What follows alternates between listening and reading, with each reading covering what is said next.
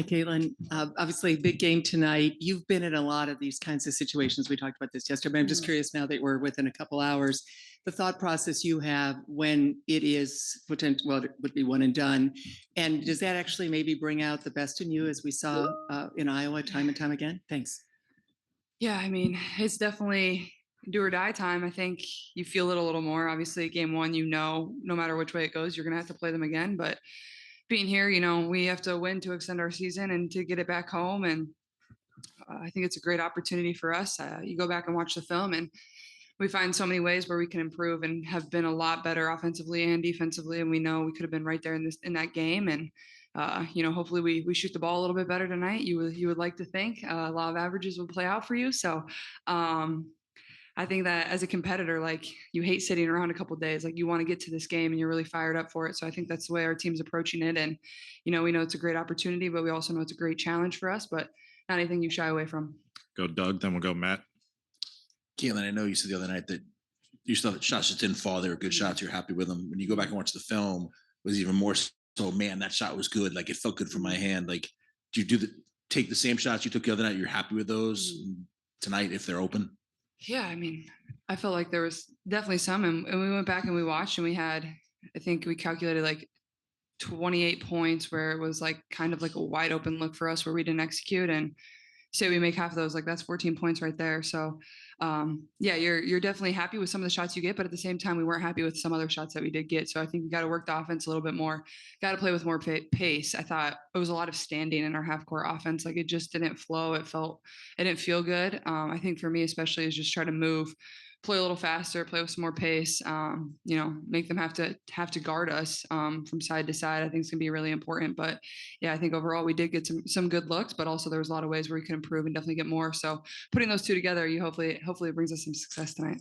Go Matt in the front, then Scott in the far left. Yeah, hi Caitlin. For you as a player on a night where your shot isn't going down, such as Sunday, do you prep any differently going into the next game? No, I mean, I would love to shoot amazing every single game, and obviously some games are going to be great. Some games are going to be average. Some games will be a little below average. Some games are going to be bad, which that's how it was the other night. And as a shooter, yeah, it stinks, and you feel like you took good shots. But I was in the gym the last 2 days, and it feels good. So I think you approach it the same way you've been approaching it all season long. Like that's what's brought us success. That's what has brought myself success. So you don't change anything up. You don't start thinking too much. You just go out there and play and take the shot and shoot it with confidence and think every single one's going to go in. So I think the confidence aspect is going to be very important for our group as a whole, as we have to go in here and believe we can win and believe we can make shots as well. Go Scott, then we go fourth row, middle in the back. I think I saw where you made the half court shot too and shoot around. Does that or having a great shoot around often lead to anything, or does that not mean anything? I feel like we always have good shoot arounds. I thought we had a great shoot around today. We had optional workout the day before, and if you wanted to come in and get work, you could. And doing whatever you needed to make your mind ready for this game, your body, your mind ready for this game. Because like I said, it's 40 minutes. You got to go out there and get every single thing you have. But I feel like we had a really good shoot around. We, changed some things. We went through some different schemes that we can, try and what will help us be a little more successful. But like I said earlier, like we just made some scheme errors. And when you make those errors versus this team and then they make some shots, like they just feed off of that. And playoff basketball, like that's hard to recover from. So it's another key tonight that you can't make those little errors where you're supposed to be doing one thing and then you go and do another. As a group, we have to stick to the scouting report. Go fourth row in the back. Caitlin, Coach Sides was talking about some of the players just getting outside, some fresh air, being in the casino for a few days. Were you able to take any day trips or at least walk outside? Yeah, it was my first time outside in 5 days yesterday, I realized. So that probably wasn't too healthy, but whatever. I went to Mystic, Connecticut. I went to dinner with my parents last night. So very cute little town.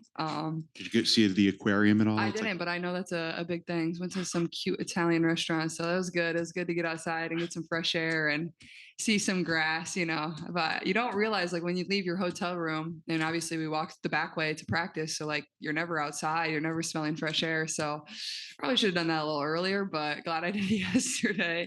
But yeah, I think our team's made light of the situation, and obviously this isn't an ideal spot, not much around other than a casino and some shops. But we've had a lot of fun together. And honestly, the organization has put together some fun events for us that we've got to share as a team too. So that's been a lot of fun too.